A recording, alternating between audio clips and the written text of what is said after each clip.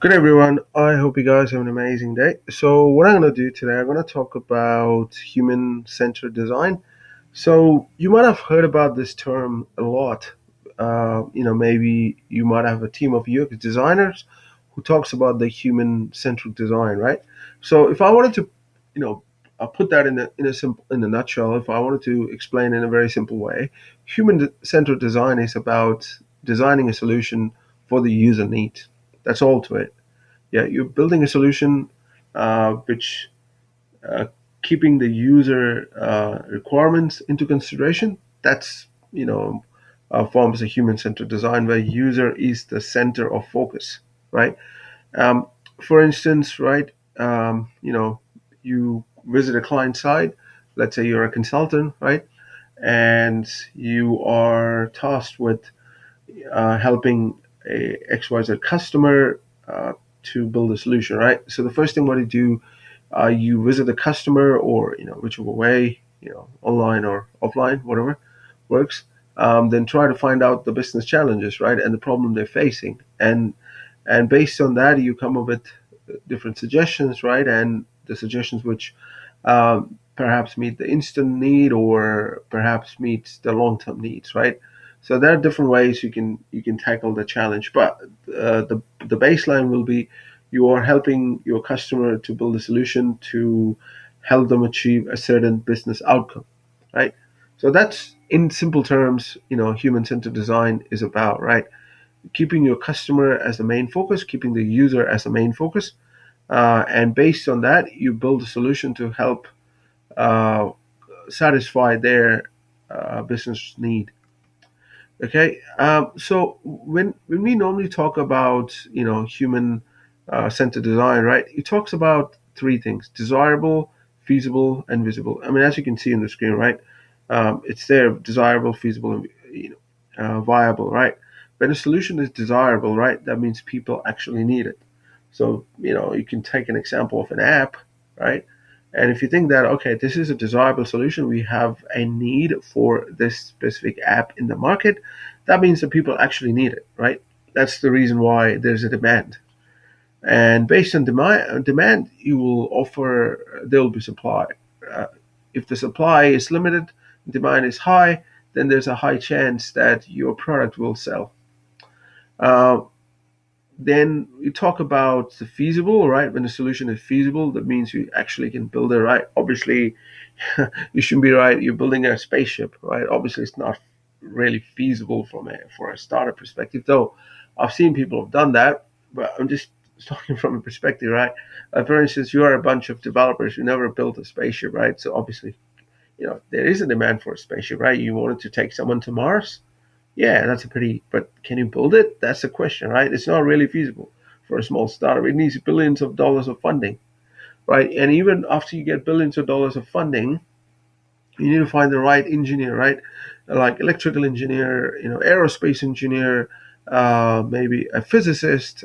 You might need to find software developers, designers, right? Artists, to build that spaceship in a. You obviously don't want it to build it like a pile of you know no design, right? It's just a bunch of stuff sticking to each other. That's not really great, right? So a lot of skills that is required to build a spaceship. Lots goes into it, right? You need architects and and project managers who look who make sure that projects are things are going well. So there are a lot of things that comes into consideration. Um, so I know that I gave a pretty pretty interesting example, right? Far-fetched example, but I wanted to make sure that I wanted to convey a message, right? When you have an idea, right?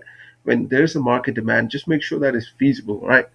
And then then you have to then you have to think about the viability of a solution. When a solution is viable, right? It means that it really fits your business model. So that's one thing you have to keep it in consideration. So remember three things: desirable, feasible, viable. These are the three components that forms. These are three core components of human-centric design.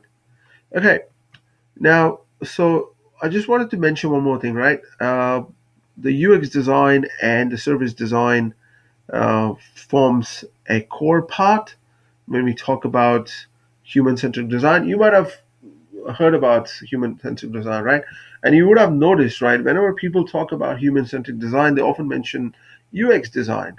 UX design, so these terms get interchangeably used. Some people say, hey, some firms use human-centric design equals to user experience design. Not quite right. I mean, because it is a part of it. I mean, there are more to it, right? If you're talking about building a product, yeah, that's a part of a human-centric design, right? You're building a mobile app, or you're building say, CRM solution, or you're building anything, right? So you need to factor a lot of things. Usability. That's one of the reasons why I covered the web accessibility in the previous episode, right? But if you think about it, right, that information kind of tie with this stuff I'm talking about, because you're building a website, right? So obviously you are keeping user experience into consideration, because the user experience is what make or break a product, right? If the user says, hey, it's too difficult to use it, I don't really want it, then your product will be going into trash bin. That's how it is, you know. And then you talk about the service design, right? It's a kind of service you provide, you offer, right? For instance, um, a very classic example. I just wanted to a restaurant booking, right? So you book a restaurant, right? Also, or order a menu, right? So order a food, right? You might have seen Uber Eats, yeah. So in Uber Eats, what do you normally do, right? You log into your Uber Eats, um, you log into your phone. I mean, you use your phone, right? So let's start with the whole process. You download an app, right? You create an account. You link your phone number. You link your credit card or whatever, right? And it will automatically, route you to the right location based on your location, because it has the location sensor. And then it will display you with a lot of options. You can pick and choose menu, and then order. Simple, right? Simple service. Nothing fancy there. So now think about, right, a restaurant offering, you know, so the same restaurant, right, have their own menu, yeah, and using that menu, the experience is completely different, right? And you get frustrated. Like for instance, let's take an example of XYZ restaurant. XYZ restaurant wants to offer, XYZ food to the customer. Let's say XYZ Italian restaurant. Yeah, why not? Italian restaurant offering pasta, different kinds of pastas, right? Lasagna, right? And then wants to offer, um, yeah, just keep it simple, right? Spaghetti bolognese, right? Spaghetti bolognese, carbonara, let's say, pomodoro, um, lasagna, and Alfredo pasta, right? Just take it, just keep it simple. Now, when a user orders that using Uber Eats, right, they have very simple interface. They can order it. But when they try to when they try to order through actual restaurant website, if they find it very difficult, they don't understand. The rates are not clear, and its interface is very clunky. They have to use like 10, 15 clicks. Then that experience is not really great. So that's not a really human-centered design experience, because you are making the life of a user difficult, right? Because user getting frustrated. They wanted to, at times, what happens, right? If think about it, you are someone who's very hungry. You wanted to order a food, right? Italian food. So you visit the website. You click on menu. It gives you like 50-page information menu.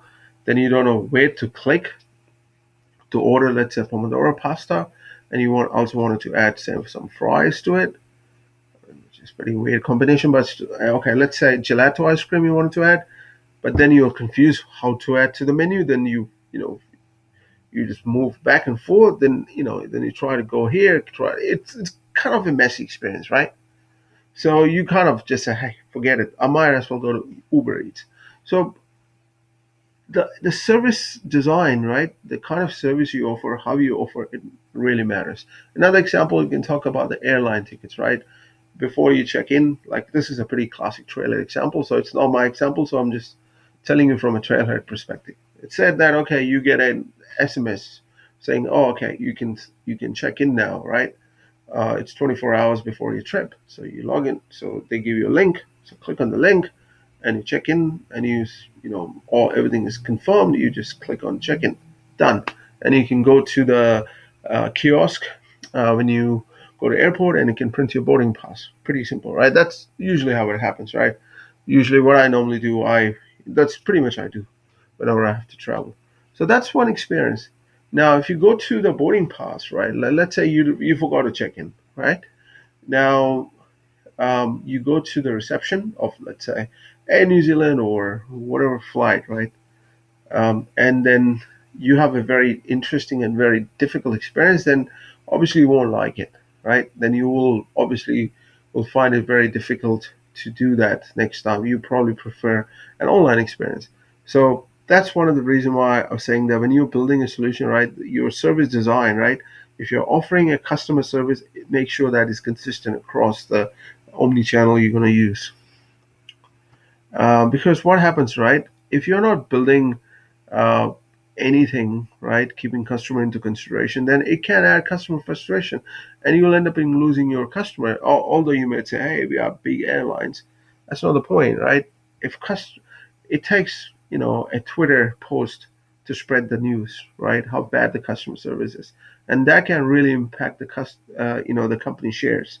People don't realize it, but it can has a drastic impact on the company shares, and most of the stakeholders don't like it, right? So they try to avoid such kind of scenarios. They try to avoid giving that kind of experience to a customer. They always make sure that give better experience.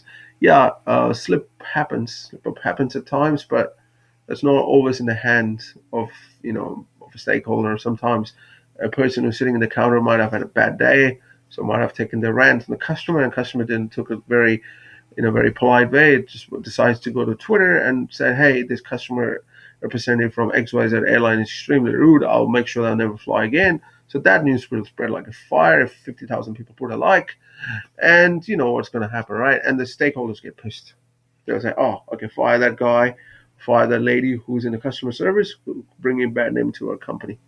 It happens, right? Imagine someone like Elon Musk. Elon Musk, hey, who is the customer guy? And fire it. I don't want to know anything about it. Make sure that person is not seen anywhere 1,000 miles within our campus. He's Elon Musk is pretty brutal, right? I mean, but he has a point. You're paying someone to do the job, right? You should better do the job in an efficient way. Otherwise, go and work for somewhere else. It's not rocket science. Yeah, nobody forced someone to do the job. And one thing people forget in a capitalist economy, the main intention of business is not employment, but to make a profit. People don't realize that. Business, if they can, they will not hire a single person if they can't find a way to make money. I'm telling you. I mean, we're heading to an artificial intelligence society, right? And more people, if you think about it, right? You know, we need to build solution more human focused, not machine focused, right? So we need to, we have to make sure we don't lose that human touch. So it's very important when you build any solution, any technology, to keep human first, not the machine first. Otherwise, we are heading towards a civilization where humanity will be absolutely of no significance. It's like another version of apes, you know, sitting in somewhere, which is not really great, I'm afraid. So, yeah, so that's one of the reasons why, right? I'll say that if you're building a solution, it's important to keep user or human being into consideration. So that comes to the third topic, the relationship design. Why it's very important, the relationship design, uh, when you talk about human-centric design. Think about a scenario, right? You're building a solution, right, which have impact on the economy or in the country, right? For instance, let me give a trailer example, right? It makes it very easy. Now you're booking airline, right? Now, you might want to book uh, your airline with your family members, right? You wanted to make sure that they all seated close to you rather than sitting somewhere behind, right? So, the airline has to make sure that they provide that service, right? So, it's like you're not traveling alone, you're traveling with your family. So, that's a relationship building stuff, right? And that's a relationship design, right? And then the company should be involved in eco-friendly, right? Some people don't want it to. So, for instance, I'm a climate change guy, right? I normally don't like to engage with the business who is not careful about the climate, who wants to pollute the climate. I do not like to engage with that business. It's end of story, right? So there are many people like me, right? Who don't want to engage with the business, who don't care a damn about the climate. So that's going to affect the business, right? So we have to consider this, relationship. Uh, so you have to consider their actions with respect to climate, right? So that's. If I scroll down to show you engagement, connection, and social values. So what I just mentioned, it's about the social values, right? And as well as the planet, right? This is very important for me, right? This is one thing that I value a lot. That's impact of someone's action with respect to the planet, because this is my home. It's my responsibility to do whatever means to protect it. So if that means not involved with the business, I'll straight away decide to do. For instance, if that business don't care anything about net zero, anything about climate change, they don't give a damn about it, I will not prefer to do any kind of interaction or any kind of business with them, right? So, and then, like I said about engagement, right? Ongoing with the brands and how your business deal with it, right? For instance, I'll give you one simple thing. Like I said, an example of the airline, right? Who give better service when you travel with a family, right? And that experience can have a positive impact on the different products that same company serve, right? They will say, oh, this is Air New Zealand airline. They really look after the customer. Okay, so I will buy a T-shirt, associated with Air New Zealand. I will, talk good things about Air New Zealand. So it has a positive engagement with the brand, right? Whereas if Air New Zealand decide to give a very horrible experience, then you will say, hey, I will never gonna fly with it. I'll just give an example of Air New Zealand. Usually, I fly with Air New Zealand. I have positive experience, so I don't have any negative experience with Air New Zealand. But I just, it varies. But for me, I mean, I live in a small town. I live in Palmerston North, so I travel a lot, internally. And I use Air New Zealand. Before you used to have Jetstar. It was all right. I mean, there was nothing wrong with the Jetstar as well. I always had a positive experience with it. I traveled to Australia with Jetstar, a few years ago. Now I often take, Air New Zealand. It's pretty simple. If I wanted to travel to say Singapore, I take Singapore Airlines. So yeah, I mean, I personally never had any bad experience in general. So and like Air New Zealand is pretty good, right? It cares about the environment, it cares about New Zealand. So and it's a New Zealand airline, so obviously I will support it. So I'm just the reason I wanted to mention is all right. Whenever you build anything, right, you need to factor engagement, connection, and social value, right? If you factor these, then I'm pretty sure that you're in a sweet spot. Um, and also, your product, what you're trying to build, should be inclusive. It should include everyone, right? It should be gender inclusive as well. Right? Let me tell you this one in a second before I get into gender. Let's talk about inclusive, right? It should cater for every race, every nationality. Sometimes the reason why I'm talking about it, right? Sometimes people don't speak English. It's it's it's it's not a bad thing because you can't assume everyone on the planet to speak English. There are many countries in Europe where they don't speak English. If you go to the village of, let's say, for instance, you go to Eastern Europe, right? People not necessarily have to speak English because they have their own language. Like my partner parents, they don't speak English. I'll be very, honest, because they grew up in they speak German, they speak Romanian, but English, not really. So when they have to travel, imagine, right, if the airlines don't offer any kind of service which does, which helps them to, uh, board the flight and reach to the destination, right? If all the airlines care in speaking English, that's going to be a horrible experience, right? So that's one of the reasons why I said they have to be inclusive. And about the gender thing, right? Sometimes, when you fill up the application, not everyone is comfortable talking about gender. I get it. You might have different opinions about it. They say, hey, we are born with two gender, three gender, whatever, right? I don't want to get into that discussion, but what I'm saying is we have to be respectful of people's choice, right? Whatever they believe, it's their choice of life, right? So as a company, I wanted to make sure that if I'm building a solution, has to be inclusive. End of story. People can get offended. People may not get offended. That's not the point. Point is we need to include everyone. So that's the whole thing.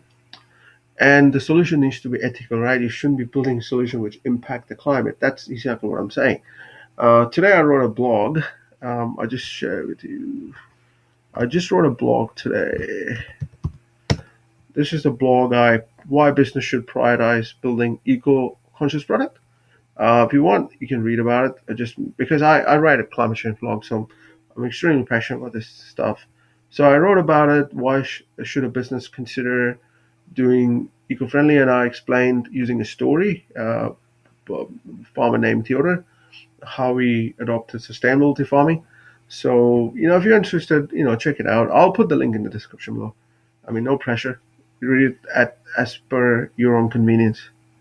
Okay, so the reason why I'm talking about it, right? Your solution should be inclusive, sustainable, and ethical. Yeah, nothing fancy, all right? It's not rocket science. Pretty simple thing to do. You'll be surprised to know many businesses don't even care about this one, and you wonder, how come this business or billion-dollar industries don't care about the environment, don't care about inclusivity, don't care about sustainability, and then yet generate billions of dollars. How's it even possible? The reason why it's possible, right? Because most of the people don't care. That's why. Most of the people are not even aware about it. They're saying, hey, why should I? It matters. It's not impacting me. Well, the day it starts impacting you, then you will realize, oh, I wish I should have thought about that. So that's one of the reasons why I'm saying take it as an opportunity to reflect and think about it, right? Human-centered design, right?